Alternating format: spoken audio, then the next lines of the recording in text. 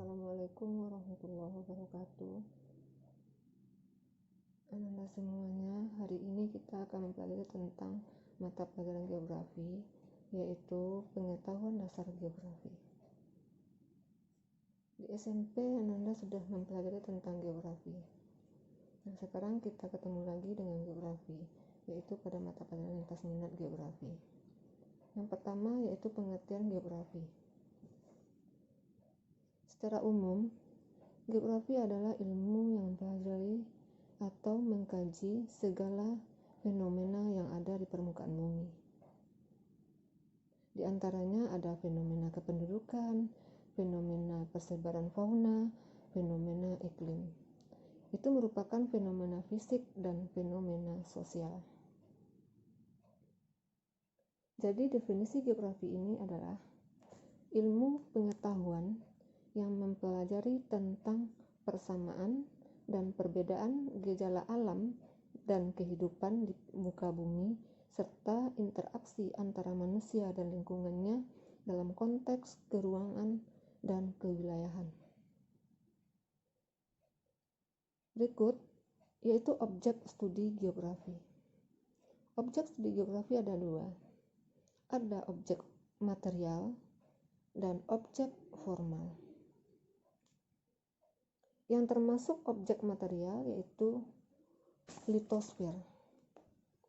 Dan litosfer ini sudah nanti akan kita pelajari pada semester 2. Ini termasuk lapisan dan struktur kulit bumi.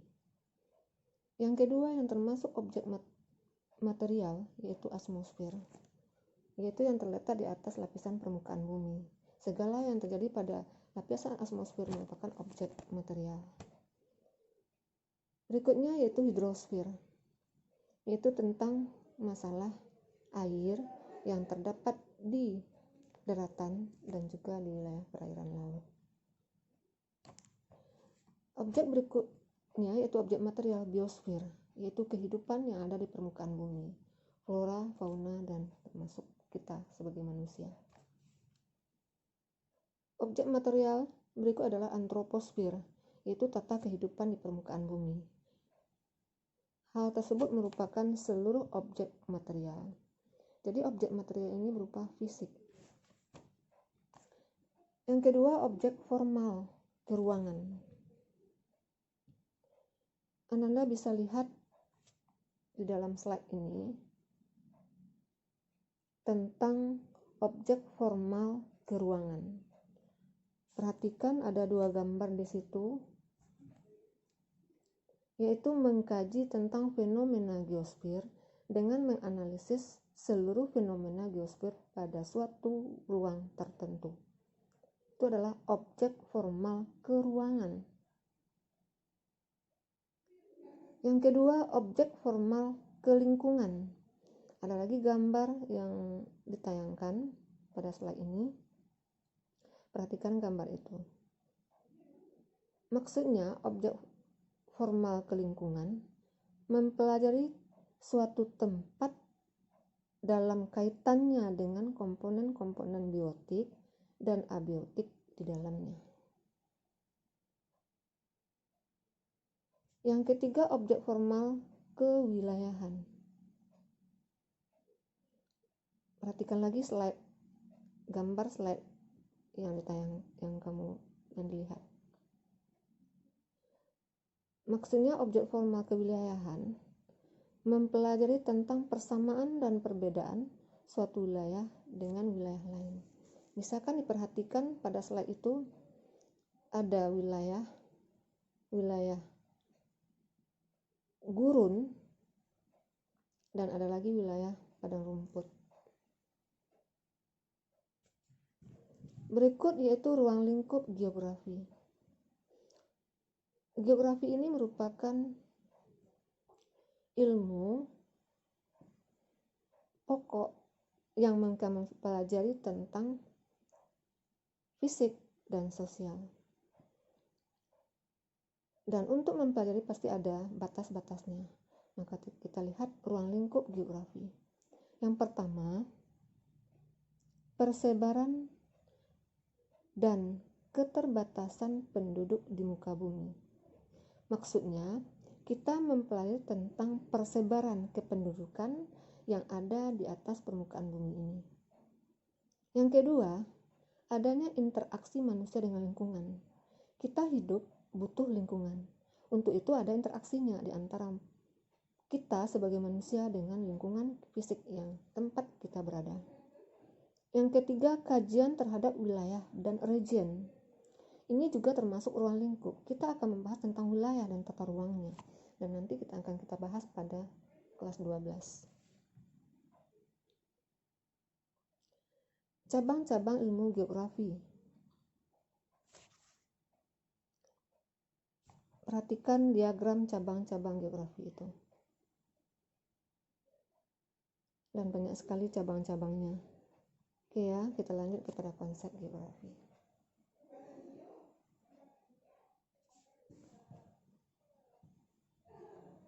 Konsep geografi merupakan dasar atau pola abstrak yang berkaitan dengan gejala-gejala yang nyata tentang geografi yang terjadi pada permukaan. Konsep geografi ini ada 10. 1. Konsep lokasi. Perhatikan gambar. Di mana tempat lokasi Anda? Konsep yang mengacu pada kedudukan suatu objek. Maksudnya, di mana kita berada. Misalnya, kamu sekarang lokasi kamu adalah di sekolah atau di rumah.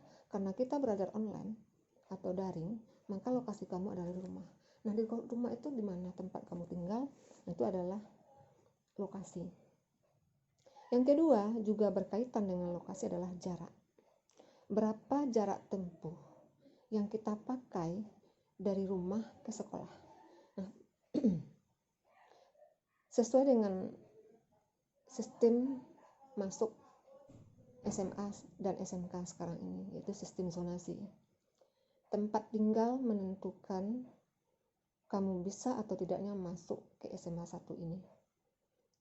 Kalau Anda tinggal dekat di lokasi SMA 1, maka Anda bisa terima di SMA ini. Dan tidak melihat berapa nilai kamu atau berapanya nilai yang kamu peroleh di SMP. Kecuali kalau mereka masuk dengan sistem prestasi. Itu adalah jarak. Jarak ini ada jarak absolut dan jarak relatif. Mana yang absolut dan relatif? Yang absolut, jarak sesuai dengan kenyataan, di mana kita berada, misalnya dari SMA 1 ke rumah Anda, jaraknya 1 kilo atau 2 kilo. Relatif itu jarak tempuh yang kita pakai, misalnya dari Padang ke Pariaman. Berapa jarak yang kamu tempuh? Padang, Pariaman bisa 1 jam, bisa 2 jam, bisa 1 hari dan sebagainya. Itu adalah jarak relatif.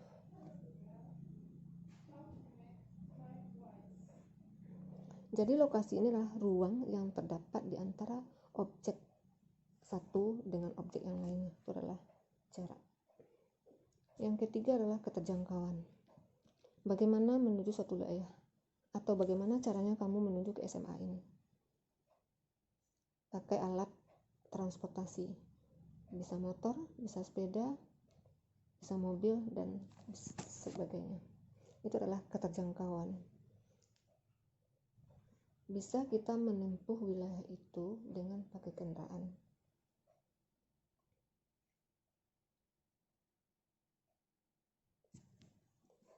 Jadi yang keterjangkauan itu adalah kemudahan untuk mencapai suatu objek. Ada yang mudah, ada yang susah.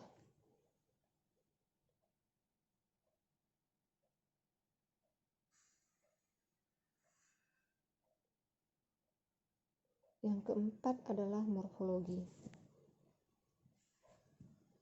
Perhatikan gambar. Apakah yang terdapat di pegunungan di sekitar wilayah tempat tinggal kita? Morfologi adalah gambaran atau bentuk suatu wilayah sesuai dengan kenyataan. ada dataran rendah, ada dataran tinggi, pegunungan, dan lembah. Itu adalah morfologi. Morfologi adalah bentuk-bentuk permukaan bumi sebagai proses alam dan aktivitas manusia. Misalnya morfologi persawahan, itu adalah aktivitas manusia. 5. Interaksi dan interdependensi. Kita hidup di dunia ini perlu adanya interaksi, dan kita perlu bantuan seseorang atau orang lain. Interaksi di antara manusia sangat-sangat diperlukan. Begitu juga wilayah antara desa dan kota. Sebab tanpa adanya interaksi, kita tidak akan bisa berkembang di permukaan bumi ini. Jadi interaksi adalah hubungan timbal balik dan saling ketergantungan antar wilayah. Itu adalah interaksi. Contohnya interaksi sosial antara siswa dengan guru, atau antara wilayah kita dengan wilayah lain. Itu adalah interaksi. 6. Keterkaitan keruangan. Antara wilayah satu dengan wilayah lain berkaitan, atau dalam satu ruang itu ada kaitan satu sama lainnya.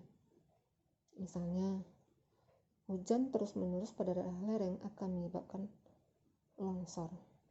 Contoh sekarang di wilayah Sulawesi Selatan, di wilayah Masamba sedang terjadi longsor, banyak menelan korban material. Itu adalah keterkaitan keruangan. Atau banjir yang sering berlangsung pada daerah-daerah dataran rendah. Jadi maksudnya keterkaitan keruangan adalah menunjukkan tingkat hubungan antar wilayah. Itu adalah keterkaitan keruangan. Berikut pola. Pola ini berkaitan dengan tempat tinggal kita sebagai manusia, atau boleh dikatakan adalah berkaitan dengan pola pemukiman.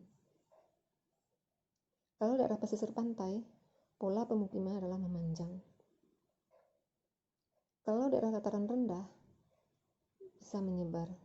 Kalau daerah ketinggian, bisa juga menyebar pada satu tempat, bisa memusat pada satu tempat atau bisa menyebar. Tapi kalau daerah kapur, itu memusat pada satu tempat, karena daerahnya kurang subur. Jadi artinya pola adalah struktur, bentuk, struktur, dan persebaran fenomena di permukaan bumi. Ini disebabkan oleh interaksi antar wilayah. Berikutnya adalah aglomerasi. Aglomerasi adalah pengelompokan berkaitan dengan aktivitas manusia. Misalnya aglomerasi industri, aglomerasi bisnis, perdagangan, dan sebagainya. Itu adalah aglomerasi. Jadi maksudnya kecenderungan pengelompokan fenomena pada suatu wilayah akibat adanya interaksi sosial.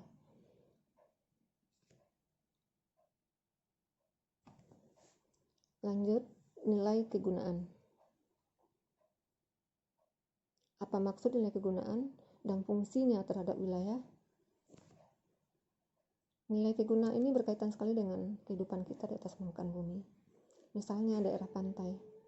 Nilai kegunaan bagi mereka yang sebagai nelayan adalah sangat-sangat banyak sekali nilai kegunaan, adalah untuk merupakan suatu tempat mencari nafkah. Itu adalah nilai kegunaan. Nilai kegunaan ini berbeda setiap orang. Kalau kita sebagai wisata akan bermanfaat bagi kita untuk areal wisata. Tapi kalau kita sebagai nelayan akan bermanfaat bagi kita untuk mencari nafkah. Jadi maksudnya nilai kegunaan adalah kelebihan suatu wilayah dan memiliki nilai guna yang berbeda berdasarkan fungsinya. Berikut diferensiasi areal, perbedaan wilayah. penduduk di sekitar pantai berpotensi sebagai nelayan. Ini hampir sama dengan nilai kegunaan. Nah, karena karakteristik wilayah itu berbeda, maka perbedaan wilayah akan berpengaruh terhadap mata pencahariannya. Karakteristik wilayah yang khas dari suatu wilayah, misalnya daerah pesisir pantai atau daerah pegunungan, dijadikan perbedaan wilayah pantai dijadikan sebagai wilayah berpotensi sebagai wilayah nelayan. Wilayah pegunungan yang berbeda dengan daerah pantai berpotensi sebagai wilayah perkebunan atau area pertanian. Nah, itulah tentang material yang kita bahas untuk pertemuan pertama ini, yaitu pengetahuan dasar geografi. Setelah kamu membahas materi ini, maka selesaikan tugas-tugas di bawah ini. Ada 3 soal yang akan kamu kerjakan dan nanti kumpulkan sesuai dengan perintah yang telah Ibu berikan pada WA Group. Selamat belajar, mudah-mudahan sukses. Kamu sukses selalu. Demikian, wassalamualaikum warahmatullahi wabarakatuh.